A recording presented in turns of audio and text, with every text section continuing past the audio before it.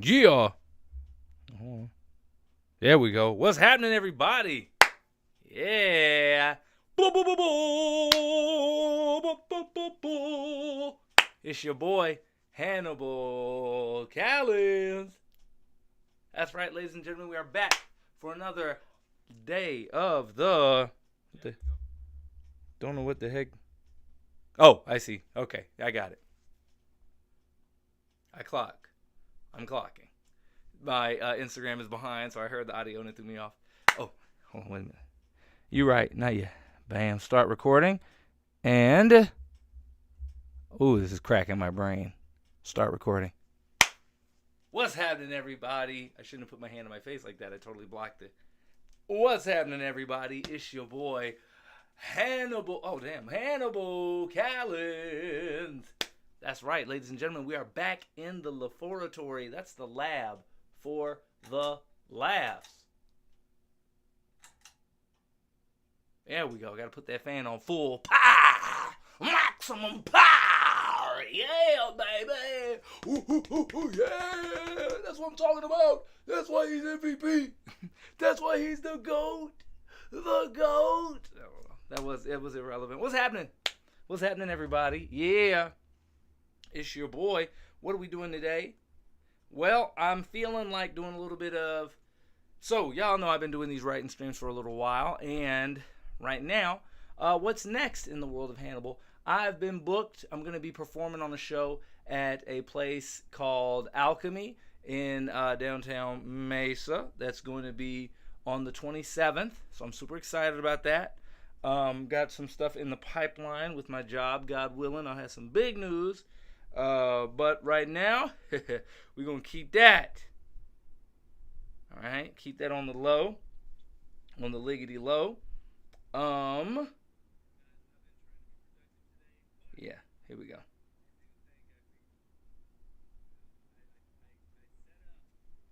What is that? Oh, so sorry. I got a text. And why am I mean, uh-oh. So was that somebody making a beat? Okay. Sorry, somebody was sent me a video, and I guess it was a video of them making beats, and I didn't realize that.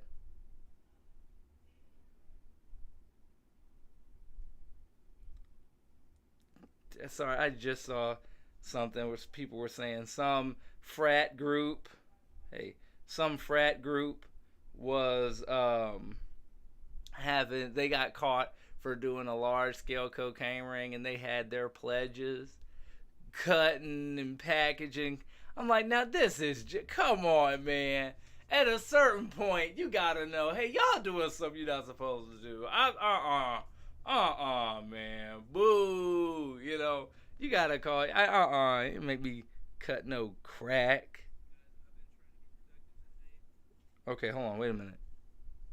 Oh, here we go. Well, what's happening, Refried Comedy? I'm glad to see that you're up in here. I'm glad that I'm live. Please don't leave. If you are here, please don't leave. Still getting this stuff set up because it's being a little bit weird. Normally, I go on my old phone, so I can also, I can check my live from my old phone, but there we go. It just told me I'm live. My old phone lied to me. You lie! You lie! Perfect. It also said nobody was watching. Let me know if you left. Here we go.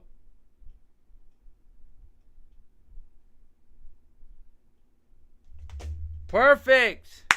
Now, guys, y'all know. Okay, so what's new? That's where I left off. What's new in the world of Hannibal? I got another show on the 27th. I'm going to be performing on a show at a real cool speakeasy in Mesa. That's going to be freaking sweet. Freaking sweet. Then I'm hosting an open mic for, which I'm really excited about. One of the hubs for black-owned business out here that I stopped through a couple weeks ago. And then they were like, oh, since you're here, you want to host on? I said, absolutely. I love you guys. So I'm going to be hosting that open mic on the 28th. But because, let's be real, if you're just now getting here, you might not have heard, I didn't advance through the funniest comedian in the valley, and it's really disappointing, but respectfully, I'm gonna keep my mouth shut and keep the door to blessings open on, whatever happens. But I'm gonna be smart. What are we doing today, right? I do want to go out and do some comedy, but I'm real excited. I've been using OBS, which has got all these little, things you can do with it, and I realized that I think I know how I can actually play my oldest comedy videos on the streams so we can actually watch them. And you're asking, Hannibal, why would you do this to yourself? It's going to be so cringe. You're absolutely right. I was looking at them. I am furious. I hate this. It is awful. I already got bad. I already got critiques. But what's the point? The point, it serves two things. It serves three things. Number one, I want to go back through my old videos and find old jokes that we can maybe work on and improve, refine them, because I'm working on a whole new hour and I want to see what I can grab from back in the day. Number two, I realized that it's actually really important, in my opinion, that if you want to learn how to be like your favorite people, your favorite entertainers and stuff like that, don't look at what they did last week. You got to look at what they did when they started, because that's where you're at. You know what I mean? For me, there's so many YouTubers that I wish I could be just like them.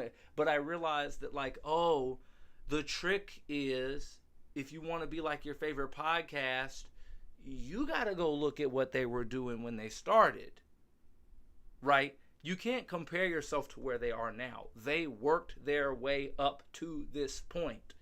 So you've got to go back. I think that now that I've figured out how to do this, I think it gives us a really interesting, beautiful opportunity to do just that. Let's look at my old stuff and see what it was like back in the day. I already got notes, right? And so it's already going to be an incredibly awesome experience, I think. The third reason is that I have been sitting on 500 gigabytes of stand-up comedy for over 13 years that have just been on a hard drive. And I've been meaning to watch these videos so I can rip everything good out of them and then delete them to make space on my freaking hard drives, right? Because I don't need every single one of these, right? Everybody wins. We're going to go through these. We're going to watch these. We're going to talk about them. We're going to rip them through. And then I can delete some of them so I can actually get rid of the 500 gigabytes that are sitting on, on my extra Terry. So, I also do want to go out to do an open mic. So, and also because it's a little bit awkward, we're just going to dive in. Zeke! What's happening, Zeke? Glad to see you in here. Hope you didn't hop in here on accident and then immediately leave, Zeke. If you did, that's okay. No harm, no foul, no hurt feelings. Zekerino! Come on. Here's what we're going to do. All right. My computer's right down here. I'm going to go play one. All right. And then I'm probably going to be down while it plays. And then I'll come back up so we talk. All right. Hold up. Now, the cool thing is, I'm also going to be, I think y'all can hear me if I'm down here, right? Yeah. You can hear me, just not as good. But anyway, yeah, we're going to... Got them lined up. Oh, I'm so nervous. Why am I nervous? I knew I was going to do this. All right, here we go. I will actually see if it's working on my... We're going to mute my... No, here we go. Hi. Hi, how is everybody? That's good. That's good. So, my name is Hannibal Callens, just in case you didn't hear Ross say it. I am an aspiring comedian. I'm trying to make something of myself. But I like you guys. Wait a minute, y'all. I just realized I got to also hit it over here as well. So y'all didn't get it. Oh, God. Okay, so you could hear it on the gram.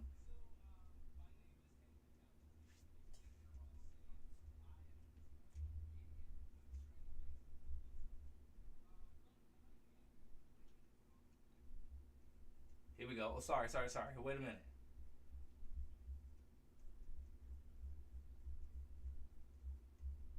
over here. Hey, what's up, Rudy? We literally just about to start watching the oldest videos that I have for my stand-up comedy, and we're gonna yap about them. These are the oldest ones that I could find. These are actually older than when I think I started. Anyway, come on, hang around, pull up a chair, get some popcorn, and get some Cringbegone. I gotta get some Cringebegone cream because we're gonna need it. Oh, okay, hold on. So come over here. Crank that. Hi. Hi, how is everybody? That's good. That's good. So, my name is Hannibal Callens, just in case you didn't hear Ross say it. I am an aspiring comedian. I'm trying to make something of myself. But I like you guys. I seem to trust you. I dropped my pencil. I seem to trust you guys for reasons unknown. So, I'll just hop right in. Despite the way I look, I suffer from a genetic, I guess I'll call it a disposition. It's called DGS, which is short for Dorian Gray syndrome. And long story short, it just means that no matter how much you eat or how little you work out, you stay gorgeous and you stay looking young. And with the advancements in medical science and just all that kind of fancy stuff that they put lots of money in, now they can tell you if you have it and if your kids are going to have it. In fact, my dad has it. He's like mid-40s, like ish, maybe late 40s. And people have actually guessed his age at 27. So I'm like, hell yeah. I'm going to be the one guy who's 60 riding a bike with like a six-pack abs. I'm excited for that. But on a much sadder note, you can just imagine what that has to be like for a family when they go to the doctor and they hear, "Sir, we ran some tests using the information from your ultrasound, and we have some news about your son." Dear God, no. Do not tell me my son is going to be black. Oh, well, no, he's going to be gorgeous. I understand this can be scary. That means he'll make friends quickly. He'll probably be talented. Most of them are. And judging from your own health history, he'll probably be the quarterback. Saddening stuff. But, and people who suffer from this disorder, there's no cure because the medical scientists say, quote unquote, why should there be? So we just ask that you throw money to help fund us living as beautiful people. Difficult stuff. All the clubbing, all the partying is very taxing on your financials. So we really love to accept your donations. But enough about me and enough about my genetic issues. I have been keeping up with the times, and I normally don't do that. And I've heard a lot of stuff about Africa. See, that's how you know it's not going to be anything good. The key word was Africa. But apparently they are cracking down on the whole homosexual situation.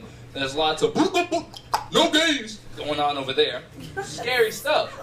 Now, let me stress, despite my tailored vest and purple shirt, I am not homosexual, but I support them. I hate where this they one are goes. people, I hate where this is and going. a lot of my friends are. We're not going to go there. Where we're going to go is that Africa's kicking them out. And I'm like, ooh. Well, I think they're getting the good deal here because they're getting out of Africa. And especially, I heard some country in Europe is like, oh yeah, no, don't worry. We're going to take you in and keep you safe. I'm like, that's cool as long as it's not like Russia. One of those countries that's known for killing people, because then they're probably up to no good. But I'm hoping it's like Holland, and I think I heard that it's Holland. And they probably just, I hope it's them, because if they're taking them in, it's probably because they want to ruffle some feathers. Things are too nice over there, so they're like, oh, let's bring them over here. And once the first planes land and the first gay men and women set foot on Holland land, you'll have all the people with the signs waiting, and that one guy who's like, hey, gays! Everyone looks at him, he's like, you're gay! No? Homosexuals? No? Oh, sorry, we just wanted to try that. Well, come on in. It's going to be nice. Imagine how nice my flat's going to look with all these guys running around. It's going to be fantastic. It's going to be a symbiotic relationship. It's going to be great. So, thank you for your time. My name, once again, is Hannibal Callens. And give it up for the Drunken Monkey and your horse, Ross Martin. Yay!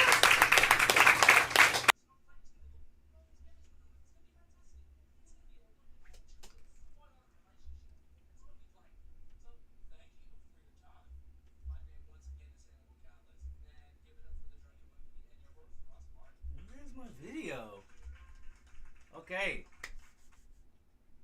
All right. Damn.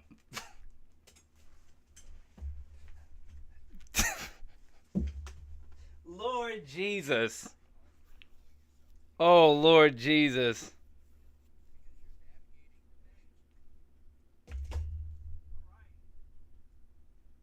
Guys, I don't even know I don't even know I don't even know what to say about that, man. Oh my God. Sweet Mary, Mother of... What is... Okay, I can't figure out where my nice hair. Thank you.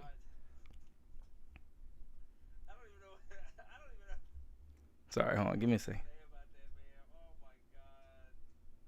Uh-oh. Let me know if you guys can hear it on my mic. Hold on. Okay.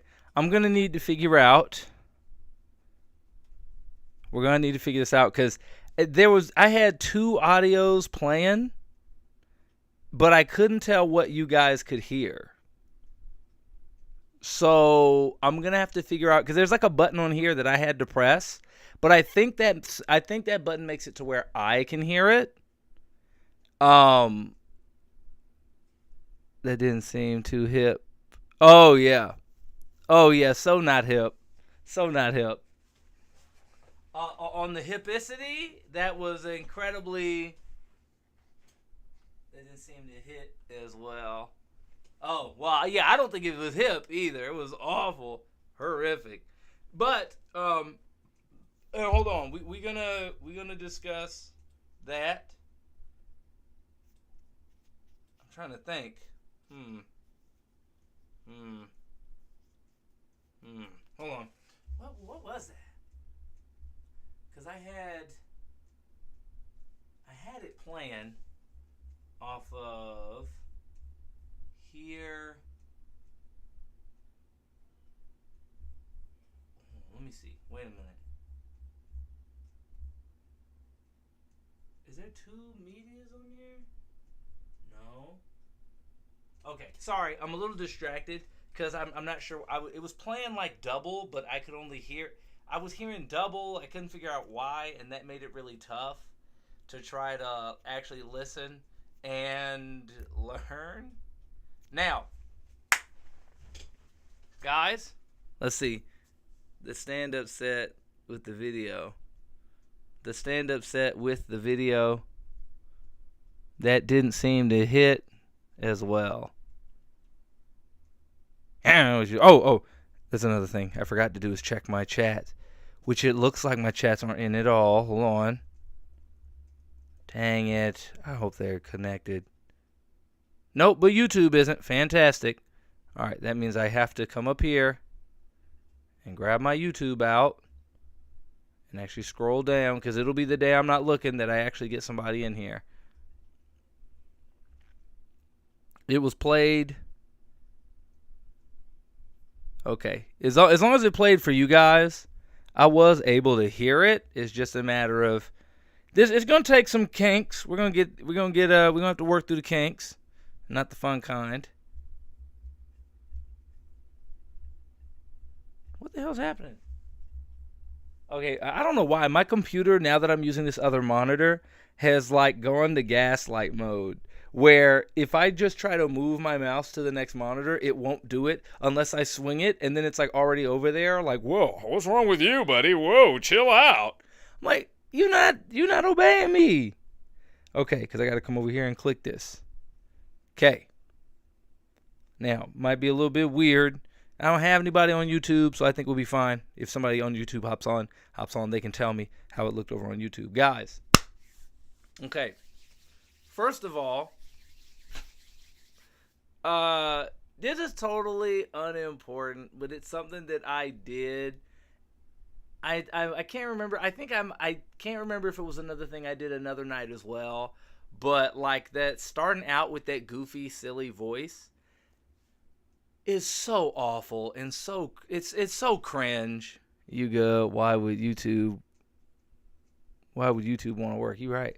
In fact, because you're here, Dream, I'm actually going to flip my chats around. I'm going to put Instagram up top because somebody's actually talking on Instagram. And I'll put YouTube underneath it. That way it'll be easier to see yours. Because I appreciate you actually pulling up. You definitely one of the good ones. Okay, now I got to come back over here and click on OBS. So that comes up. I can see where I'm at. Okay. So one of the first things that like I notice like is that doing that silly hi voice, awful, stupid, and I think I felt stupid when I did it too. But like why is that so cringe and goofy? It's because comedy is one of the only art forms where you don't have to play a character. It's one of the only art forms where the secret sauce to your success is you being you. So you don't have to, like, if you put on a stupid, silly voice, it's not necessary. Like, what are you doing? Now, at that point, I had probably been doing comedy for, I can't pinpoint directly where that video was. Oh, well, no, I know exactly where it was. I can't pinpoint when. But my best mental calculations, I graduated high school in 2013, and then I started going out to, this is what I remember. I remember that I once I started driving, my dad's ex-girlfriend now, she told me about an open mic that they were doing, a comedy open mic at Drunken Monkey, a coffee shop right on Bumby in Orlando. And then I went there. I started going. I went there a couple weeks just to watch. Then I think that third week, this is where you get a little fuzzy. I can't remember if that third week I started or if like halfway through the second time, because I went with one of my best friends. I can't remember if I went, screw it, and went ahead and signed up anyway that second night. Either way, who cares? In the movie of my life, I think they'll make it, they'll make it clean. He went the first night. He went the second night. Then the third, he went up. It did feel fake, like you were trying way too hard. Exactly. Like doing that silly, goofy voice, especially for comedy, is like so unnecessary. And this is the only art form where you don't have to like play a character, and your secret sauce is in you being who you are. So it's a silly thing people do because they're either nervous or they don't really know what they're doing. There was a sister in Orlando years ago when I was doing comedy, and like that was something she would do. She would go up on stage with a British accent for like the first half of her set, and then she'd let the accent, and then she stopped doing the accent. And like sometimes, look, one thing that's important to remember is that even though comedy is, when you're talking to me about it and you're talking about craft, even though comedy is super intricate, at the end of the day, it's like, it's not that serious. But that's what separates the people who are going to get a laugh at a dive bar and the actual craftsmen, the people who can go long. It's understanding that it is that serious, So in that relationship to this, and I just say that to say no shade to whoever that was. I can't remember her name, and I don't even know if she's still doing comedy. And I mean no shade. I never mean no shade to nobody. I will tell you if I'm talking crap. I will tell you if I'm dogging somebody out. I'll make sure I'm clear about it. That I'm coming for your cheeks. If I'm coming for your cheeks. Pause. But this girl used to do that. She would go up and do this like British accent for like the first half of her set, and then would stop doing the accent. And there's this weird thing that I've heard people say that I think is why that's weird. It's because people don't like to be fooled. So it's like if you go up there with a British accent and then you're like, nah, that accent was fake the whole time, the audience is like, what the heck? Well, now I feel stupid. And I feel like you made me look stupid by doing a stupid accent, and I believed you. And that's if they believed you. Lots of times they're not even going to believe you because the accent is not that good. Right? And so even like, and especially on that real deep stuff, is that comedy is an art form where the audience is listening to you because they want you to be you. When you go see someone play in Les Mis, you're expecting them to play those characters, right? If you see somebody, hey, hot take, if you go see a rapper, 9 times out of 10, unless it's Little Dicky, the audience is expecting that person to act big and act tough and play a character. Comedy is the only art form where the audience came there to see you be you. I was at work one day, and we had just finished doing a game show for this group, and there's one guy hanging after. This is totally unimportant, but he was like, man, you guys were better than the host we had last time. Yeah, the guy we had last time was real flamboyant. And I was like, uh-oh, this guy's one of those. But he said, I just said that, but that was totally unimportant. But what was, is because I said, oh, I do stand-up comedy. He said, oh yeah, you do stand-up comedy? I said, yep. He said, oh, what kind of comedy you do? I said, well, most of my stuff's like mostly clean. And he goes, oh, come on, man. Come on, man. I want to hear that real stuff. And I was like, what? Just because my stuff is clean doesn't mean it's not real. Doesn't mean it's not real comedy about real stuff. But as much, like, if I step outside of being offended, I wasn't like offended, but it's like, who the hell you think you are gonna tell me my comedy? Haven't even seen me, but you're gonna tell me that clean comedy is less real, less legit. My brother in Christ, you don't even like gay people. I'm not taking your critique of live performance from a dude that goes, ew. Like, get your fucking hands off me. Right? No. But the point is, it's funny. The interesting angle about that is that though my man had no idea what he was talking about, that's a perfect example of why people like comedy over other stuff. And he said it. Man, I want to hear that real stuff. They're coming to see comedians because they want to get they want to hear somebody tell their real, authentic stories. And with every other art form, you got to fake them. This is the one where you can tell the truth. So when you play like a character on stage,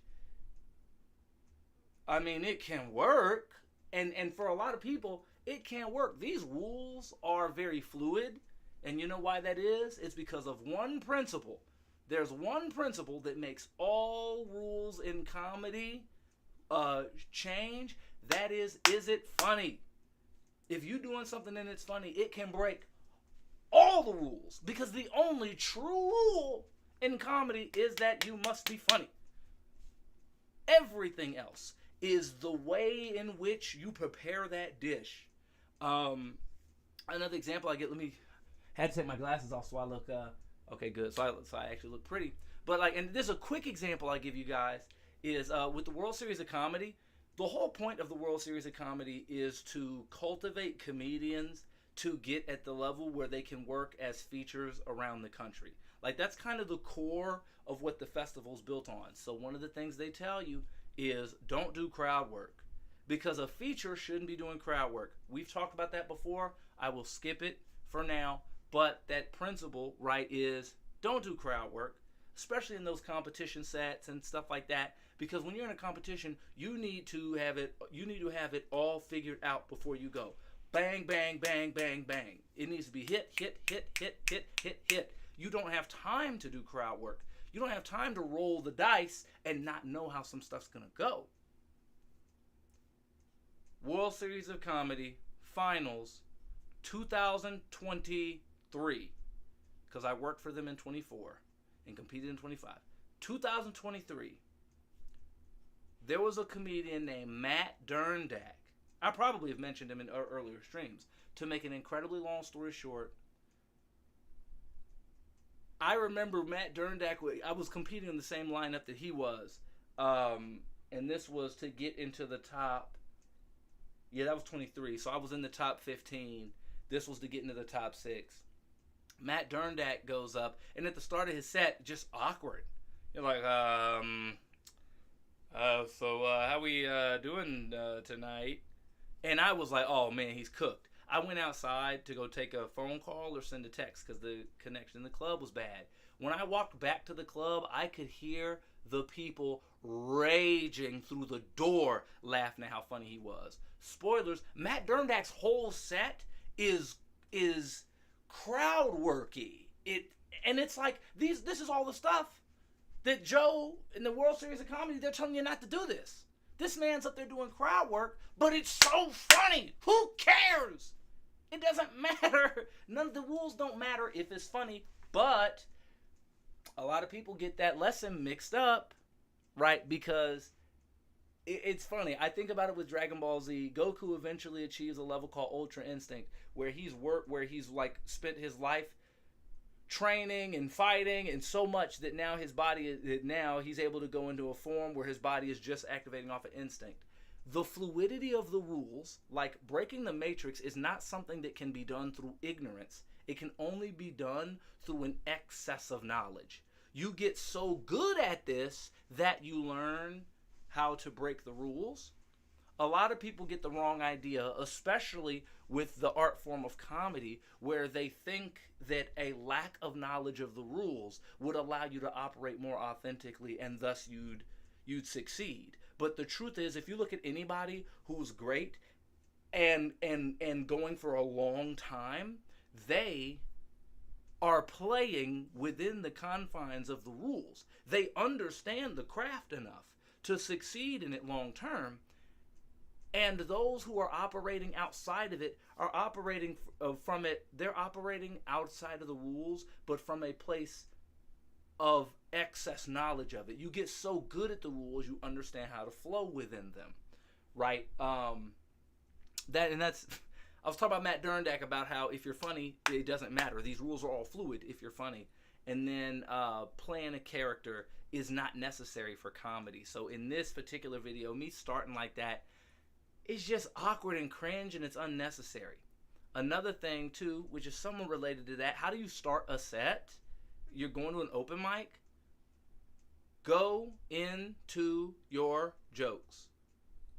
That's something I learned. It's more so for your showcase set, right? But when you're doing a showcase set, which is what the World Series is all about, that's what the World Series is all about, building. They do workshops on building it, and this was one of the best things that I learned from them real quick. But they said when you're doing a showcase set, don't go, hey, how we doing tonight?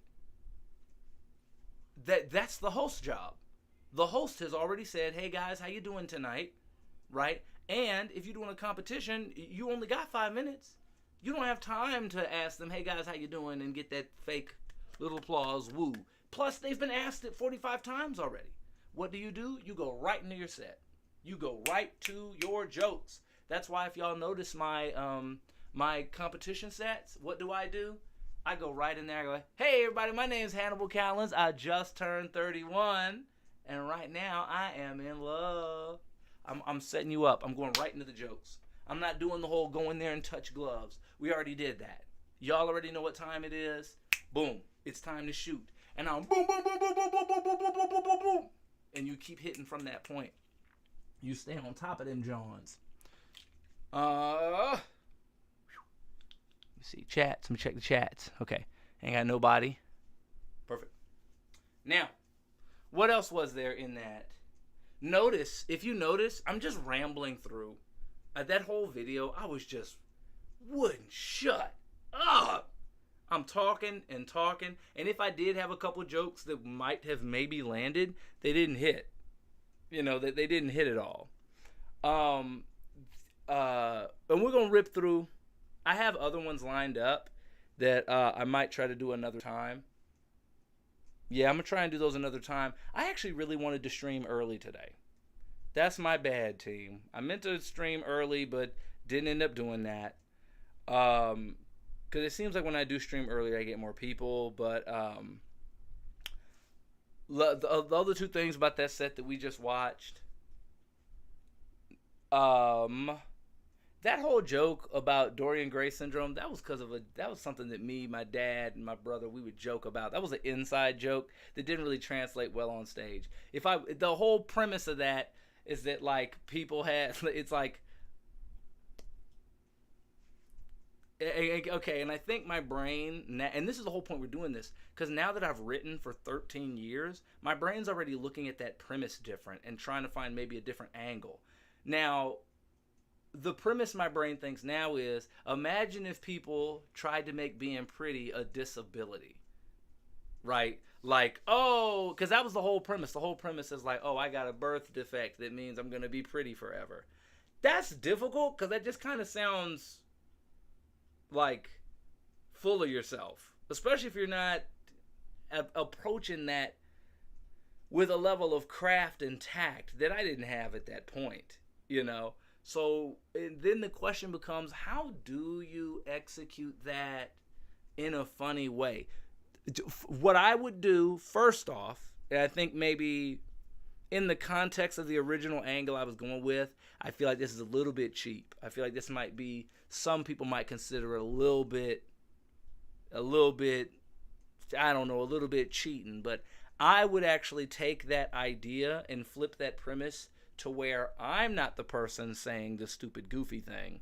That's a stupid, goofy idea that people would have, and then we can make fun of the idea together. When you're doing comedy, one of the most important goals is to keep the audience on your side. Get the audience on your side and keep the audience on your side. So you don't want to like play a character like that. You don't want to play somebody who's full of themselves. Ooh, look at how pretty I am. I'm always going to be pretty. No matter what I eat, no matter what I do, I'm going to be hot. There's a lot of people struggling with their diet and exercise and being fit. You're just coming off like a jerk. You know, like you're coming off like a jerk talking about how good you got it. Unless you can find an angle with that. And then even then maybe you can go into how bad that is, right? Why does that suck? If that's the angle you want to go, I feel like that's a bit that is just sort of stupid. It's just a dumb... It's not that strong of a concept to even attack from the angle that I did it at originally. The concept could be, you could find a better angle in that. To me, immediately, I think, okay, write that joke in a way where you and the audience are on the same page about how silly of an idea that is. Now, I will tell you this. That is an idea that would be an incredible skit. That would be a great skit. Do it like one of those doctor, do it like a medical commercial, and it's Dorian Gray syndrome. It makes everybody pretty, super long, whatever. However, even in my head, it feels like that would have killed in like the 2010s, right? It feels kind of outdated for the type of bits that would work today. Now, because I'm woke, right, because I'm artsy, fartsy, or whatever, in my head, I do think there's an angle to that where it's like, imagine somebody trying to act like that's a disability. And then it's like, you kind of work your way into that or something. But even then, in my head, I go, not really worth it. And the last thing I'll say about that video, and then we'll watch the other ones next time, because I am going to try to go out to an open mic. I'm just trying to think if I have any, I don't know if I have any new jokes that I want to do. I've got one. And I'll run that one before we go. It's still written on my whiteboard. The other thing is, too, that whole last joke, I hate. God. And I remember, that's one of the jokes I remember doing. And, God, I just hated it. They're like, oh, ha, ha, ha. Africa bad. And it's funny, too, because I'm not even one of them people who, like, changed. It's not like I wasn't all about, well, Blue Lives Matter, ho! And then I got hit in the head with some Afro Sheen, and it changed me. Like, I've always been on my Black Power BS. So that's such a stupid joke, and I hate it. I don't even like that angle. I think it was an ugly angle. Like, I ain't that guy, I'm not that guy. And I wasn't even that guy back then. I was trying to make a silly joke. However, I do think that purpose is, hey, I think if they get out of Africa, they getting it good. But I don't like that angle. I think there's a much better angle. Plus, I would more approach that from an angle of how good Africa is, rather compared to what people think it is, and kind of go in that direction. Plus, I don't know if it came off. The idea, I feel like I didn't say it. I thought this in my head, but maybe I didn't say it. Is like, if people are going to Holland, if they're accepting people in Holland, it's like, it's probably because those people, it's so It's so boring out there. It's so monoculture that they don't have anyone that they get to be racist to. I remember that being the premise when I had said it to somebody and talking to someone, but I think I chickened out. What they were doing the joke, I didn't go that direction. In my head, that's what I was thinking. It's like, could you imagine that? Well, yeah, bring them here because we'd love to. I don't know, be offended. We ain't got nothing to be mad at. Yeah, we ain't got nobody to be mad at. So, hey, you know, and that I think is funnier, especially if I take it a different direction. I feel like I don't know. I think that's funny. Could you imagine people who are like, "Oh, we'd love to be racist."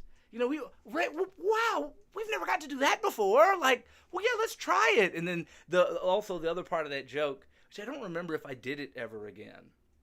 I might have, and if so, oh God, I wish I could skip it. And I got to figure out how to on here on OBS. I can't pause or rewind videos. Once I hit play, they just play. So it's kind of like I can't even like kind of stop it and give the play-by-play.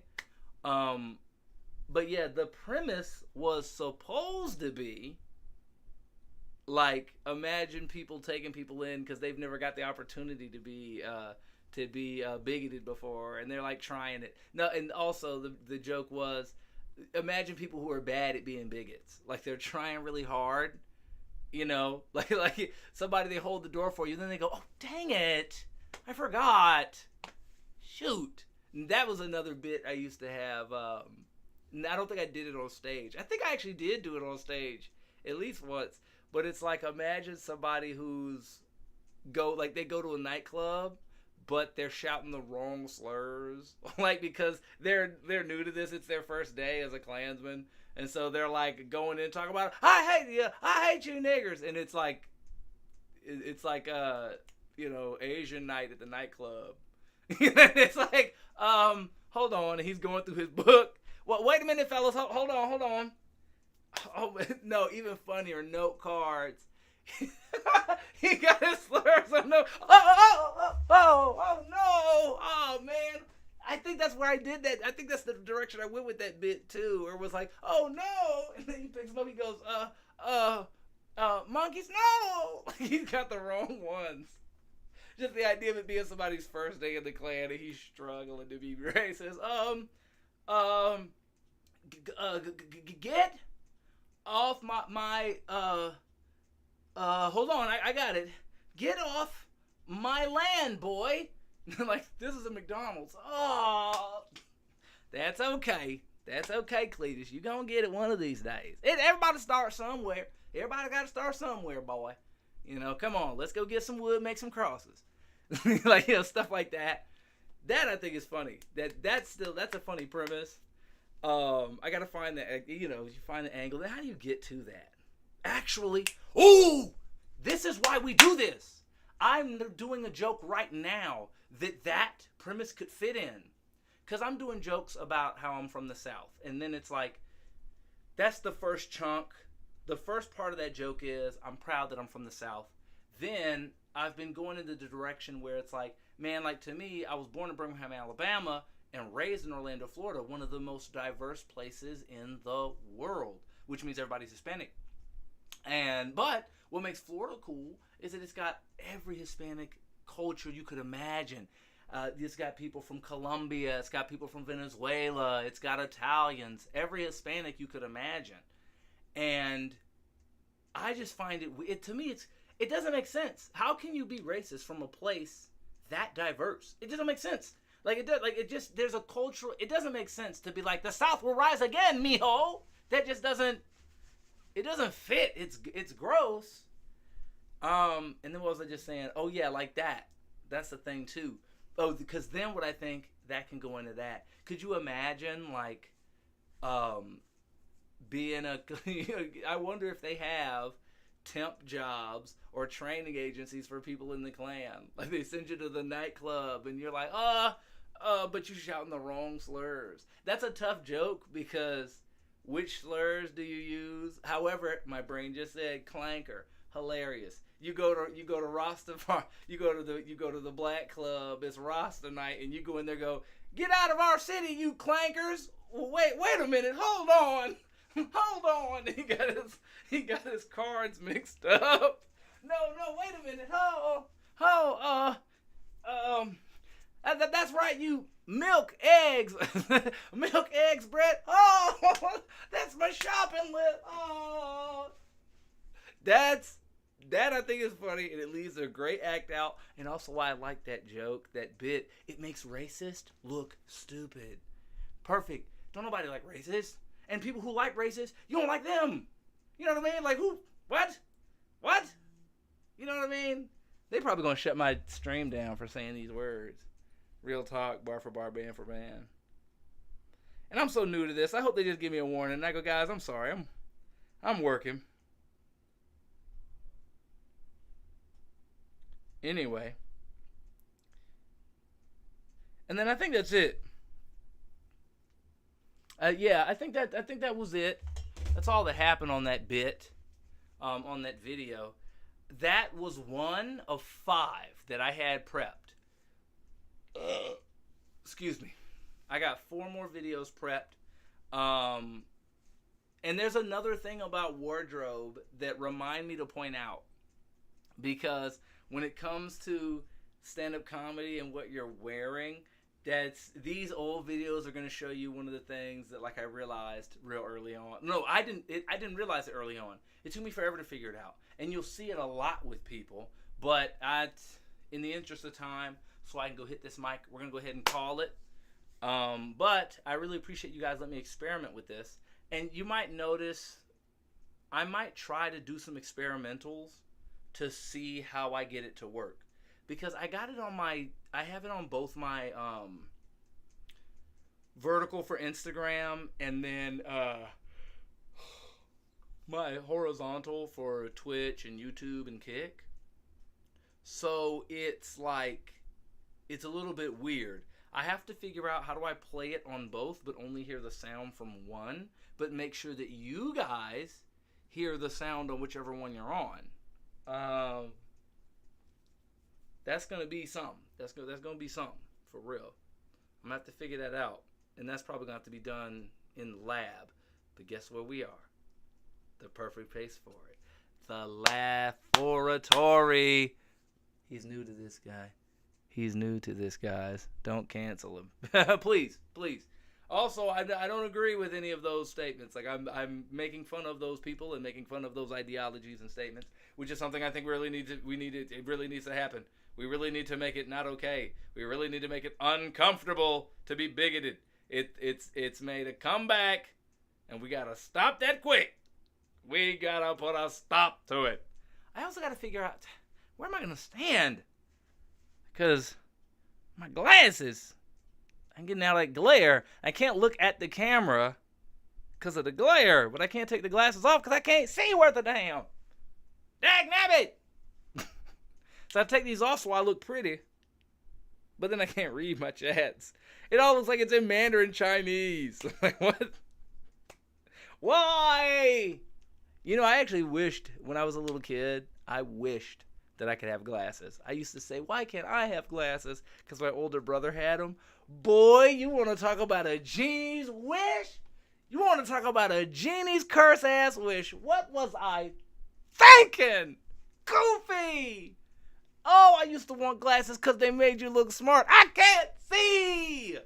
I'm blind! Dang it! And I won't use contacts because it takes me too long to use contacts. Like, I'll be like, I tried to get contacts a couple of times. I didn't never use them because it's like, it take me 45 minutes to put contacts in, and now I'm late trying to go somewhere, right? But again, you gotta use the contacts so you can get good at them so they don't take forever. Man, what was I thinking? Oh, I wished to have glasses.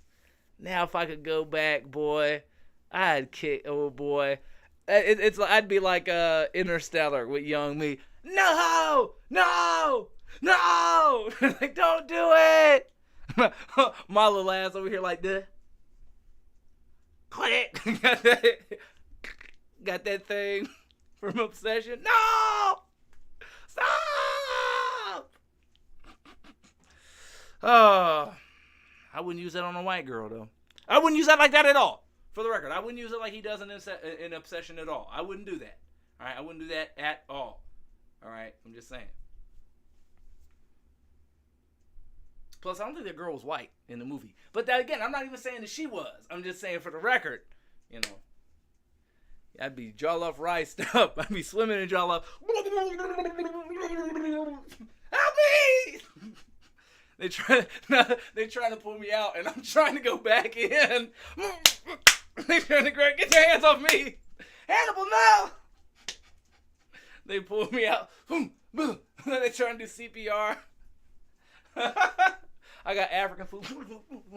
Is that cassava leaf? Get him! Like, help him! They wake me up. What happened? Oh, we saved you. We pulled you out. Why? No! None of that made sense. You missed most of what I said. Anyway, it's fine. He's new to this, guys. You got to come to the mic. Oh, I think it did feel fake. You got to come to the mic authentically, otherwise it doesn't feel like it lands. Correct. What did I miss? I think I got it all. Here. You missed most of what I said. I didn't hear what you said. I thought I see what you said. Huh. Oh, another thing I'm going to see about doing. The only problem is I can only do it on Instagram. On Instagram, I can have people join my live, I think. But that might only be if I went live on my phone. So I might try that. Yeah, I don't think I could do that from OBS. It would be crazy if I could do that from that wouldn't so crazy it wouldn't make sense if I could do that from OBS. But I know I can do that from my phone. So probably when I do my streams and I'm out of town, I might be able to have people hop in. Anyway, guys, thank you. This is probably the most prolific project.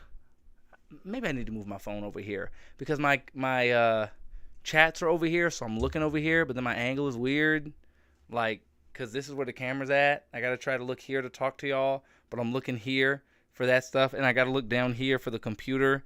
I was actually gonna put the phone right here, but it was gonna take too long. None of that was important, was it? Thank you, guys. This is actually probably the most prolific addition to the Laforatory that we have added, because now I'm literally going to be able to go back through old jokes and mine them for material, but also go back and look at them, critique them, and like, see what I got, see what was going on in my head back then. One of these videos, and I think it's one of the ones we're going to look at that I have primed up right now, I end up mentioning that at that time I was 19. And that's like nuts. That's nuts. I'm 31 right now, and I was doing comedy and had been doing comedy, right, at 19.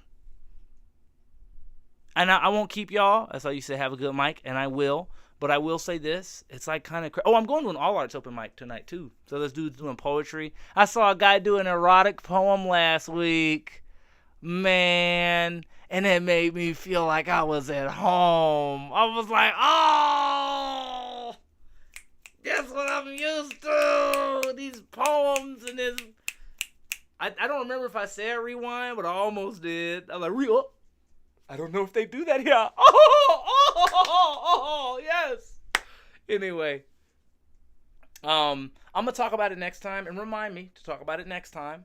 But I thought about it today, I think, where I was like, it's crazy to think there was a time when I had only done comedy for 5 years. There was a time where I had only done comedy for 6 months. There was a time where I had only done comedy one time. And now I am 13. Maybe more, because these videos are actually earlier than I thought. I thought I started in 2014 and then went to Diverse Word for the very first time, which is almost where my career went. It's where I got serious, and I was going every week, no matter what. Like, I was going there every week unless I was in a play, and then I'd be like, no! But the way I remembered it is that I started doing comedy in 2014, in Drunken Monkey. And then 2015, I started going to Diverse Word. But then one of my best friends told me that she had video on her camera from me doing comedy in 2013. That's why I say 12 or 13 years, because I might have actually been doing comedy earlier than I thought. I could have swore I started in 14, but maybe I'm GOAT for real. Anyway, I'm going to yap about that next time. And what I'm also going to do for you guys, because you deserve it, I'm going to start lining up my talking points so that my streams are more organized in the future. I did this for the last Laforatory stream, and it kind of worked. This joke right here about AI and autism, I did it at an open mic the other day, and it was a lot of... It's funny, but I know my problem with... Well, that's not a problem. I get wordy with jokes, especially when I'm first writing them. Thank you. Diverse Word was actually... If I keep... I think the Diverse Word at Dandelion Cafe is probably... Well, no, actually, I don't think it's that... It's not like it is the most single important open mic that I went to in my whole career.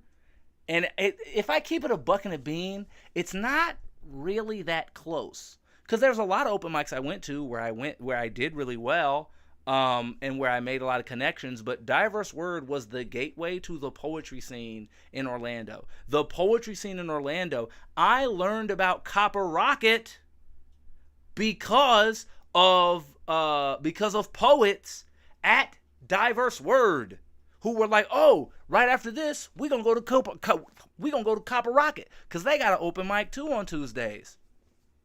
And I remember, and it's actually fun. It's funny. This is anybody from Orlando is gonna freak when I say this, but I remember. You know who told me about Diverse Word? You know who told me about Diverse Word? Oh my God! It was Curtis X. Meyer. That don't mean nothing to any of y'all that not from Orlando. But for anybody from Orlando, whoa! But it was him, and I think I remember me, him, and I swear to God, I think it was Arjun. I think it was me, him, Arjun, a dude I used to work with named Felix that I worked with at Kohl's. He worked there for like 40 minutes. I did shoes. He was the supervisor for shoes. Then he vanished, and then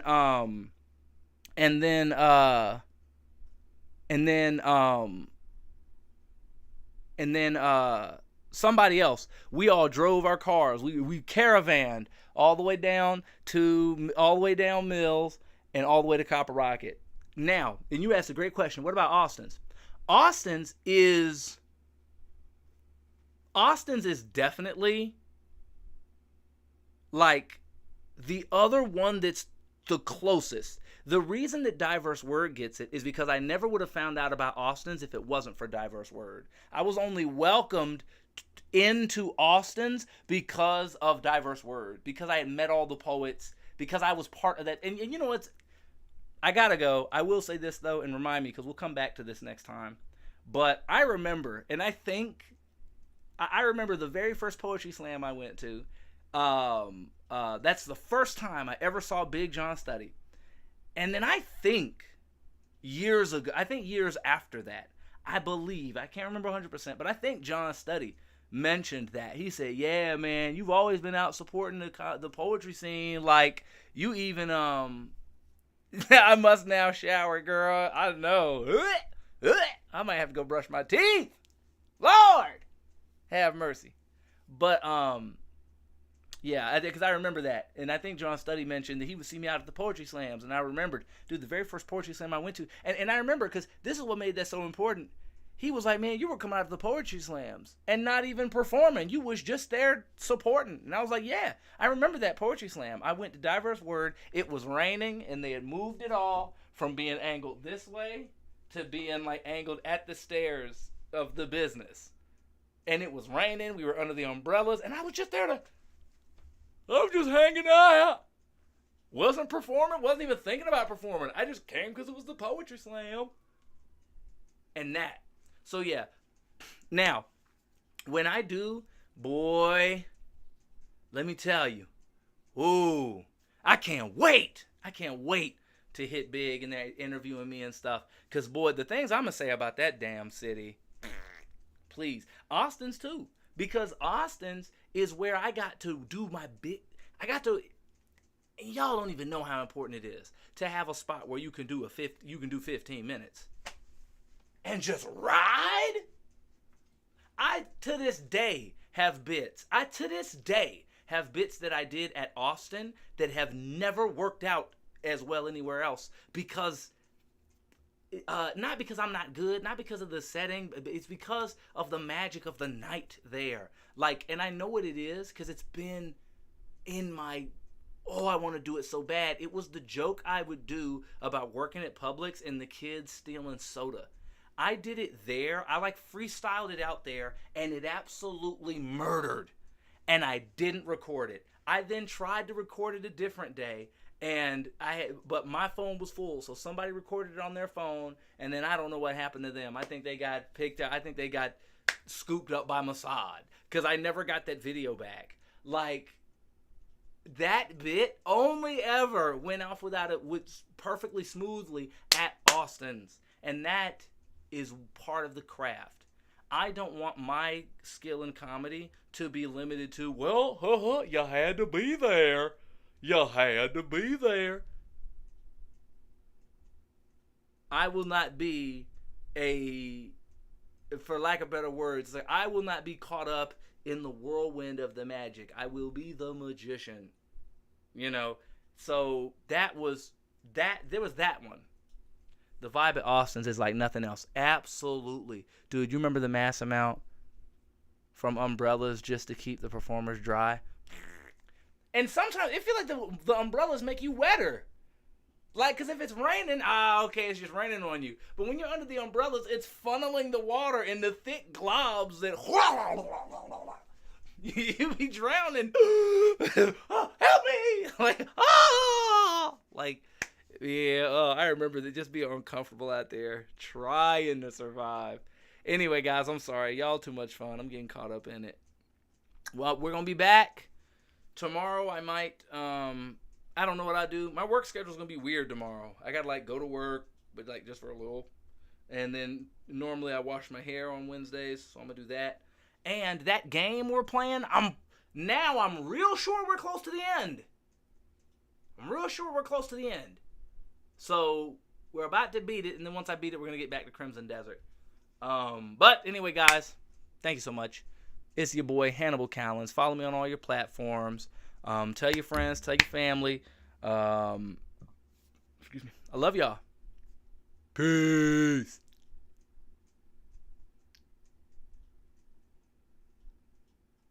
There we go. That's it. No, hold on, wait. There we go. That's straight. And a little bit of a tilt. No. There we go. This way. Peace. See the glare on my glasses. Whatever. Y'all get it. All right. Oop. I'm so sorry. I didn't mean to hit you. All right.